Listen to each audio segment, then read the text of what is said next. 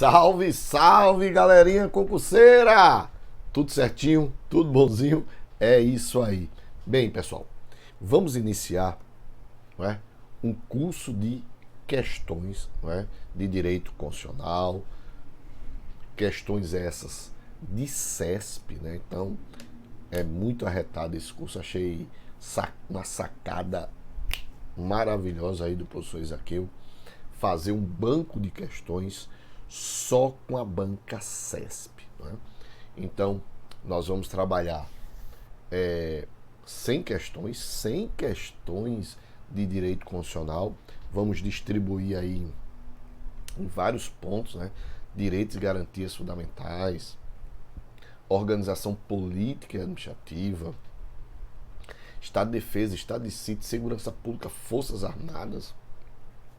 Então tá bem legal, muito bem distribuído, tá certo? E vamos meter bronca aí, né? Vamos meter bronca aí, porque não adianta somente a gente estudar teoria, né? Eu sempre digo a vocês, aos meus alunos, que para se passar no concurso público, você tem que ter um tripé, né?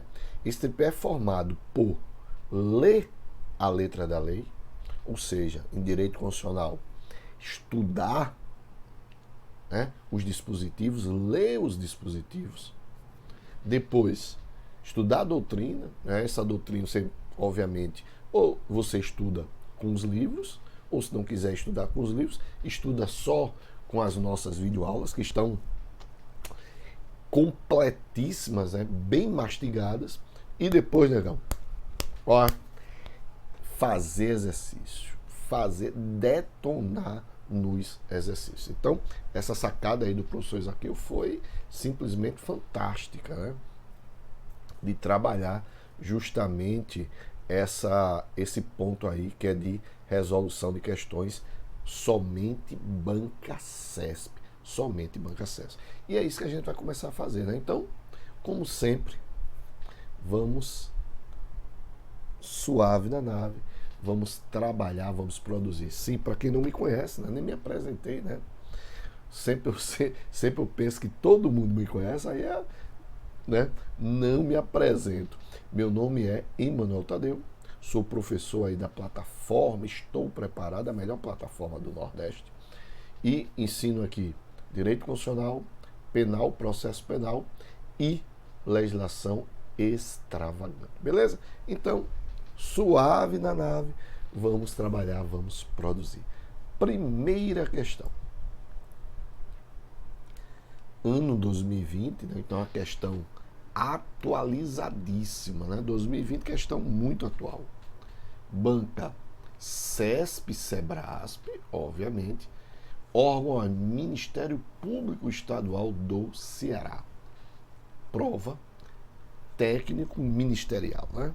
Então, vamos lá. Acerca dos direitos e garantias fundamentais, julgue o item a seguir.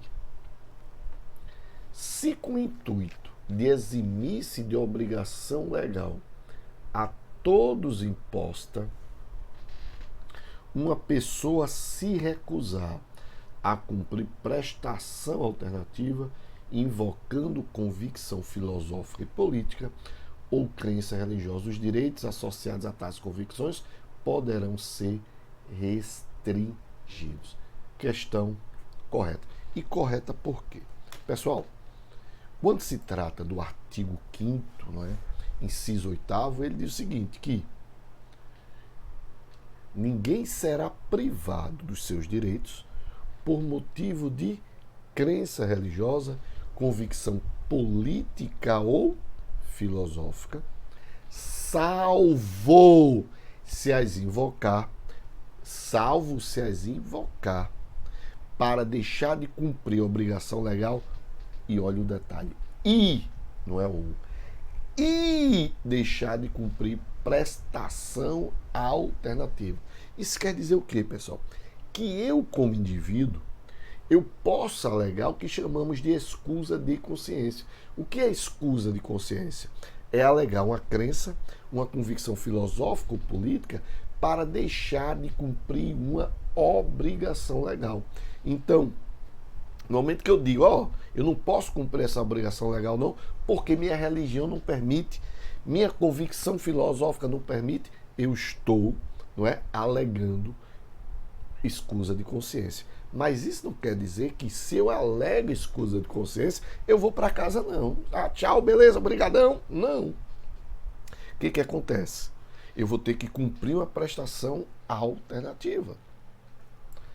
Aí, se eu não cumprir a obrigação legal, se eu não cumprir essa prestação alternativa, eu vou ter uma restrição, uma privação dos meus direitos, tá certo?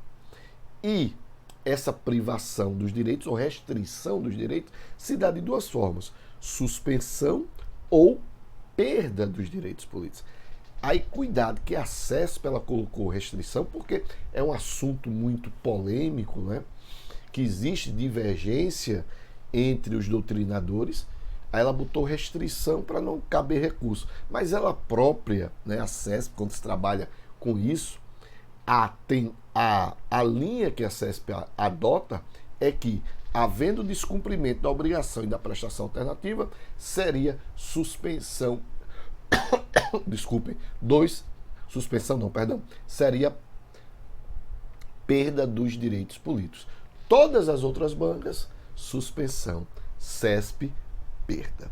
Mas aqui ela abrangeu. Restrição abrange, suspensão e perda. Então, realmente, o cara vai ter uma restrição? Vai. Ou por suspensão ou por perda. Por isso que a questão está correta. Próxima questão. Acerca dos direitos e garantias fundamentais, julgue o item a seguir. A honra e a imagem das pessoas são invioláveis, certo? Sendo assegurado o direito de reparação por dano material ou moral em caso de violação, certo, né? Artigo 5º, né? Artigo 5º, inciso 10, né?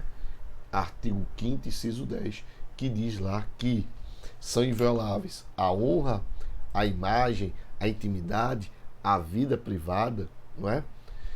Cabendo indenização quando há violação.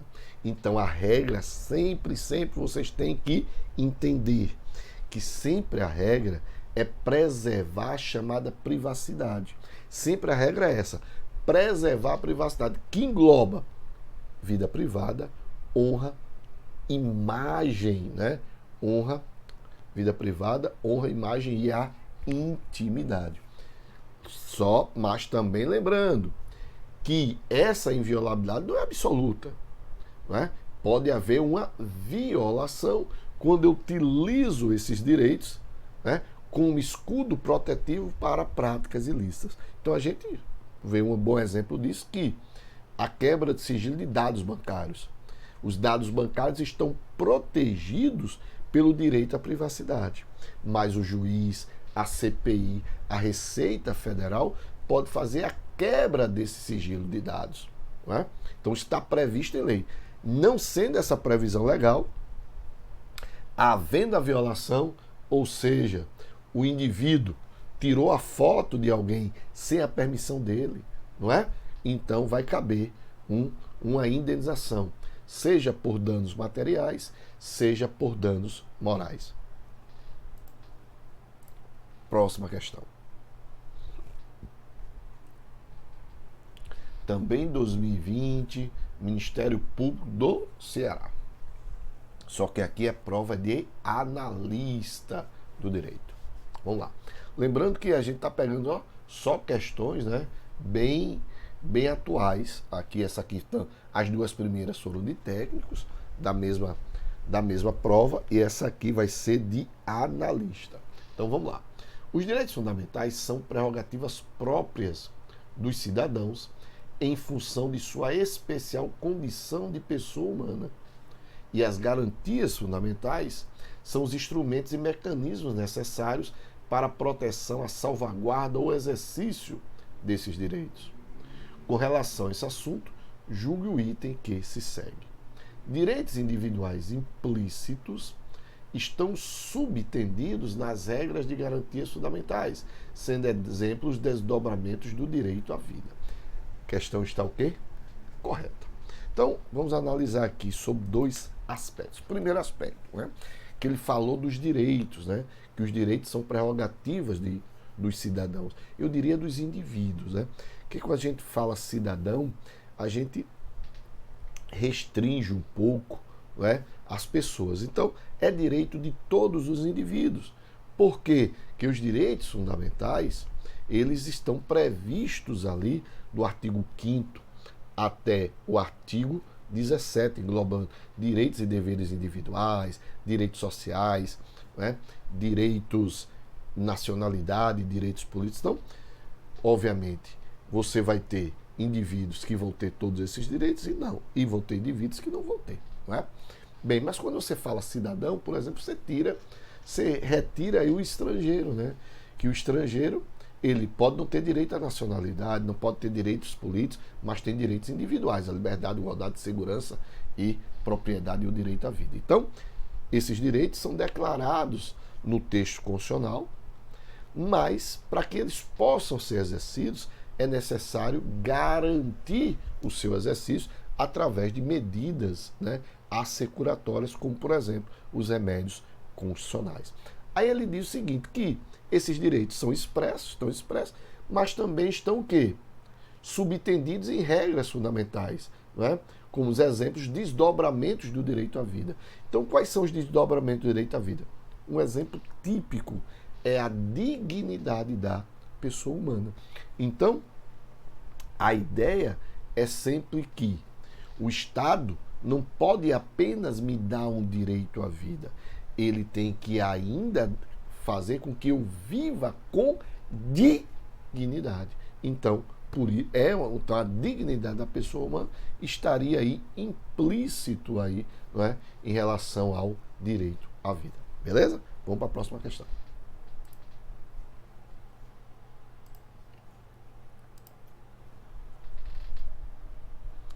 Próxima questão. Também CESP 2020, só questões por enquanto bem atualizadas, né? CESP 2020, órgão CREFONO, né? Eu acho que é Conselho Regional de Fonologia, profissional básico, administração.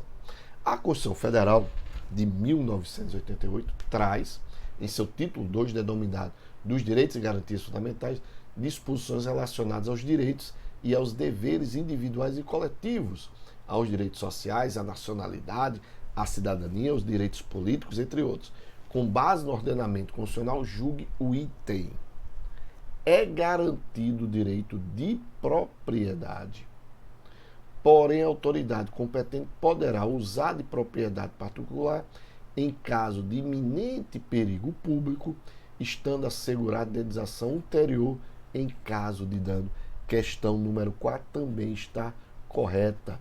Estamos tratando da famosa requisição administrativa, né, com previsão lá no artigo 5º, inciso 25. Então vejam que o que diz lá esse inciso 25? Que a autoridade pública, diante de um iminente perigo público, a autoridade pública poderá usar da propriedade particular, não é, garantindo, não é, uma indenização posterior, que ela nem utiliza esse termo posterior, utiliza ulterior, se houver dano. Então, 2 pontos a serem analisados. Primeiro, o artigo 5º, inciso 25, é requisição administrativa, não é desapropriação. Qual é a diferença da desapropriação para a requisição administrativa? Na desapropriação, você tem a perda da propriedade e a indenização ela é prévia. Na requisição administrativa, você tem apenas o uso da propriedade. Por que o uso da propriedade? Porque só vai ser durante o iminente perigo público. Passando o iminente perigo público, o que acontece? Tchau e bênção, não é? O cara, a autoridade pública devolve a propriedade ao indivíduo, aí vai ser analisado. Houve dano? houve. Se houve dano, então nós vamos ter o quê? Uma indenização. Então, cuidado, que a indenização na requisição administrativa está condicionada à existência de um dano. Se não houver o dano, não há indenização. Aí você pode estar se perguntando, pô, mano, sacanagem, então quer dizer que o cara vai embora sem receber indenização? Infelizmente é isso mesmo que eu estou dizendo. Tá certo? Mas sempre, né? Sempre vai haver, né, uma indenização, pelo menos aí, por danos mínimos materiais, né? Sempre tem. Mas a regra é essa, né? Próximo. Quinta questão. Delegado de polícia, olha aí. Polícia Civil do Estado de Sergipe, com base nas normas que regem a organização policial, julgue o item a seguir. Vamos lá. A segurança pública é direito fundamental previsto na Constituição Federal de 88 e assegurado tanto aos brasileiros quanto aos estrangeiros residentes no Brasil. Questão o quê? Correta, né? Correta. Inclusive, é o caput do artigo 5º, né, que diz lá que todos são iguais perante a lei, sem distinção de qualquer natureza, garantindo aos brasileiros e estrangeiros residentes no país a inviolabilidade do direito à vida, liberdade, igualdade, segurança e propriedade. O famoso VLISP, né? O famoso VLISP. Então, pessoal, se liga aí só na parte de residente, né? Porque você tem que se ligar o que a prova está pedindo. Se a prova pedir é direito fundamental previsto na Constituição Federal, ou seja, expressamente na Constituição Federal, então é assegurado aos brasileiros e aos estrangeiros residentes no Brasil, porque ele quer o que está lá disposto na lei, ou seja, que a gente fala, né, ao pé da letra. Mas, obviamente, que se a gente vai fazer uma análise, não é, lato sensu, mais ampla, a gente vai observar que são direitos previstos aos estrangeiros que estejam, na verdade, em território nacional, né? Porque senão eu vou excluir aí o turista. Então o turista vai estar aqui, ele não reside, ele só está de passagem. E só por ele estar de passagem ele não vai ter direito à vida? Não. Não vai ter direito à propriedade? Não vai ter direito à segurança? Claro que vai. Então só se liga nisso. Se a prova disser, segundo a Constituição, estrangeiros, né, brasileiros e estrangeiros residentes no Brasil. Agora, se ele fala, segundo a jurisprudência, brasileiros e estrangeiros que estejam em solo nacional, ainda que na condição de turistas. Beleza? Sexta questão. Acerca também, 2020, Cefaz, ou seja, Secretaria da Fazenda, uma das provas mais difíceis, né, que nós temos é a prova de auditor fiscal.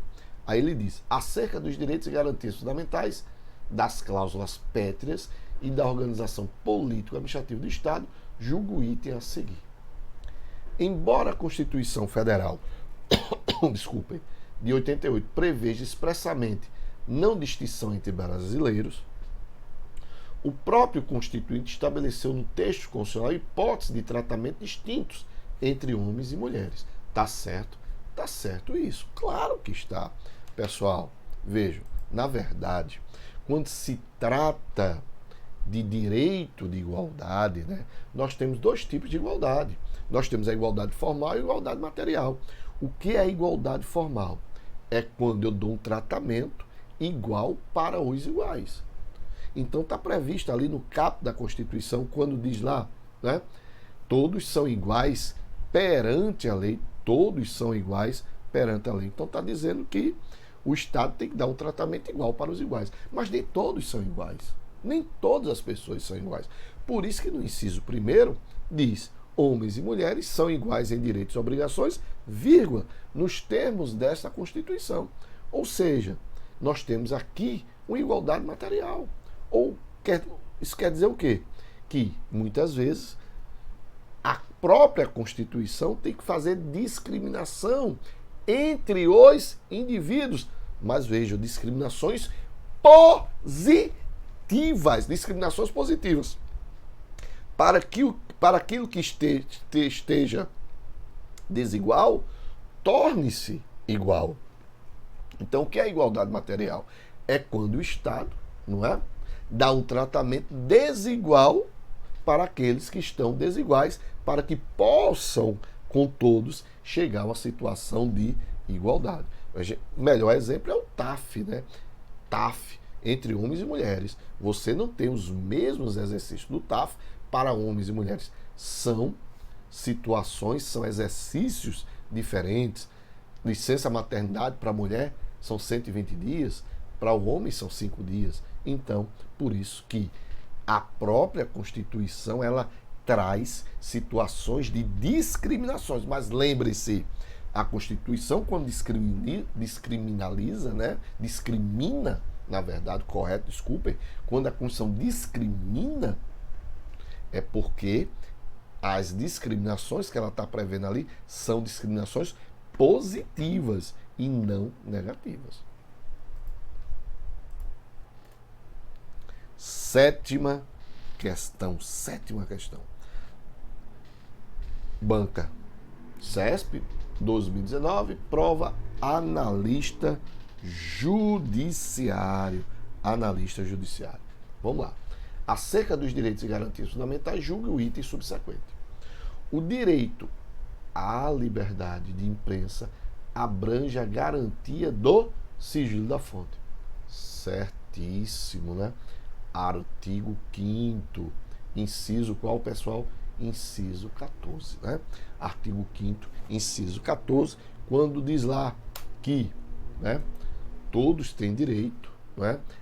Todos têm direito ao acesso à informação, resguardado o sigilo da fonte para o exercício profissional. Então, eu, como profissional da imprensa, eu posso alegar o sigilo da fonte para o exercício da minha profissão.